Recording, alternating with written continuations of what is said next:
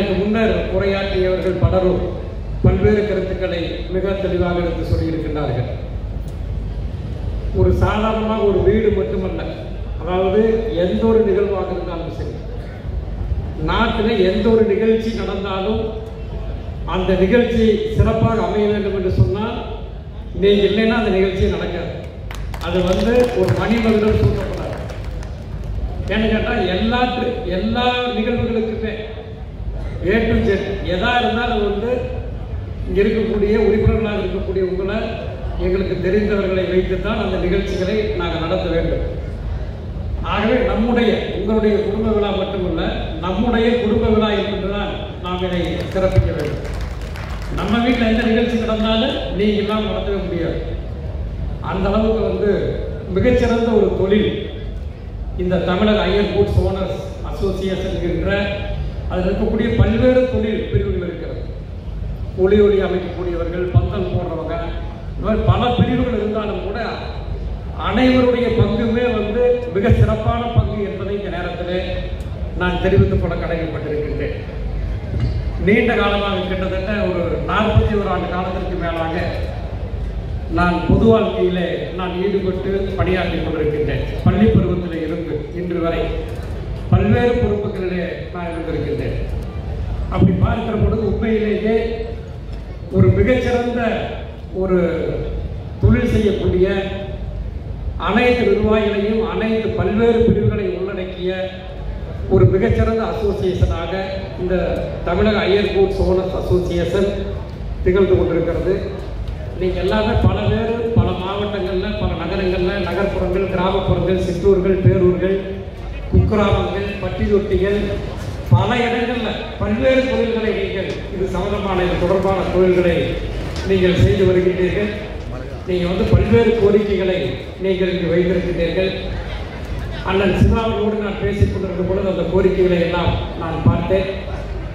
இன்றைக்கு இந்த தொழில் மிகப்பெரிய அளவில் இன்றைக்கு வளர்ச்சி அடைந்திருக்கிறது என்று சொன்னால், நீங்களே இந்த மாதிரி ஒரு பந்தல் போட்டு அரசியல் கட்சிகள் எப்படி ஒரு பந்தல் போட்டு மிகப்பெரிய அளவில் அரங்குகள் அமைத்து போட்டு நடத்துகிறாங்களோ, அதை போல இந்த ஒரு மாநாடு இது போல நீங்கள் நடத்தி கொண்டிருக்கிறீர்கள் என்று சொன்னால் அதற்கு காரணம் திராவிட இயக்கங்கள், தலைவர் கலைஞர் தளபதி வழியிலே வந்த திராவிட இயக்கங்கள் தமிழ்நாட்டில் இது போன்ற பல்வேறு மேடைகளை, பல்வேறு விழாக்களை நடத்திய காரணத்தினால தான் இந்த தொழிலில் இது போன்ற அமைப்புகள் இன்றைக்கு மிகப்பெரிய அளவில் வளர்ச்சி அடைந்திருக்கிறது. அதில் மிக முக்கியமானவர் நம்முடைய அன்பிற்குரிய அண்ணன் பந்தல் சிவா அவர்கள். அவரை வைத்து பல்வேறு கடந்த 10 தினங்களுக்கு முன்பு கூட கோவையிலே முப்பெரு விழா நடந்தது. அந்த முப்பெரு விழா உலகமே போற்றி புகழுகின்ற வரலாற்று சிறப்புமிக்க ஒரு நிகழ்வாக அண்ணன் அவர்கள் நடத்தி காட்டினார்கள். அப்படிப்பட்ட மிகச்சிறந்த செயல் வீரர்கள் நீங்கள் அத்தனை பேரும். அவர் மட்டுமல்ல, இந்த சங்கத்தில் இருக்கக்கூடிய நீங்கள் ஒவ்வொருவரும் அவரை போல திறமை வாய்ந்தவர்கள் என்பதை இந்த நேரத்தில் நான் அன்போடு நான் தெரிவித்துக் கொண்டு, நான் படித்து பார்த்து நல்ல கோரிக்கைகளை சுமார்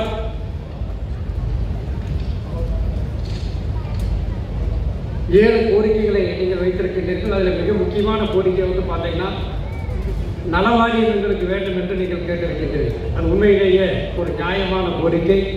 நிச்சயமாக கோவை மாநகர் மாவட்ட திராவிட முன்னேற்ற கழகத்தின் சார்பில் உங்களுடைய கோரிக்கைகளை நான் மாவட்ட செயலாளர் என்ற முறையில் நிச்சயமாக மாண்புமிகு நம்முடைய மாவட்ட பொறுப்பு அமைச்சர் அண்ணன் முத்துசாமி அவருடைய கவனத்திற்கு எடுத்து சென்று, அதை போலவே நம்முடைய மாண்புமிகு முதலமைச்சருடைய கவனத்திற்கு, அவருடைய பார்வைக்கு உங்களுடைய கோரிக்கைகளை நான் நிச்சயமாக எடுத்து செல்வேன் என்பதை இந்த நேரத்தில் உங்களுக்கு அன்போடு தெரிவித்துக் கொண்டு, அண்ணன் சிவா அவர்களும் அதில் உறுதுணையாக இருப்பார் என்பதை அன்போடு தெரிவித்துக் கொண்டு, நம்முடைய மாவட்ட பொறுப்பு அமைச்சர் அண்ணன் முத்துசாமி அவர்களிடத்தில் ஏற்கனவே உங்களுடைய சங்கத்தின் சார்பில் இருக்கக்கூடிய நண்பர்கள் தேதி கேட்டார்கள்.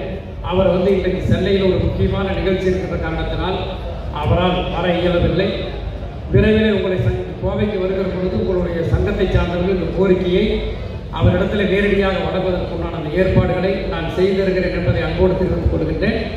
அதே மாதிரி தேர்தல் நேரத்தில், பாராளுமன்ற தேர்தல் நேரத்தில் தேர்தல் பொறுப்பாளராக கோவை பாராளுமன்றத்துடைய தேர்தல் பொறுப்பாளராக நம்முடைய தொழில்துறை அமைச்சர், மாண்புமிகு அமைச்சர் அன்பிற்குரிய டிஆர்பி ராஜா அண்ணன் அவர்களை இங்கே நியமனம் செய்திருந்தார்கள். அவர்களை ஏற்கனவே நீங்கள்லாம் சந்தித்து பல கோரிக்கைகளை சொல்லியிருக்கீங்க.